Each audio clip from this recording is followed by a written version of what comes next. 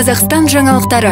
Елордалықтар аулалар мен қоғамдық кеңістіктерге қатысты ұсыныс білдіре алады, деп хабарлайды Елорда инфо сайты. Ол туралы толық ақпаратты әкімдіктің ресми сайтынан алуға болады.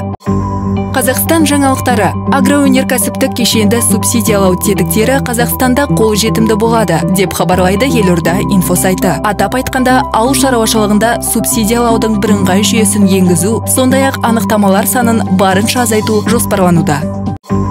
Қазақстан жаңалықтары. Елордада кинотеатрлар, концерт залдары, цирк, бильярд, қоғамдық тамақтану нысандары толымдылығы 60%-ға дейін жұмыс істей алады, деп хабарлайды Елорда инфо сайты. Сондай-ақ, келушілер мен барлық қызметкерлер арасында жасыл статус болған жағдайда ашық жобасына қатысушы нысандардың қызметіне рұқсат етілген.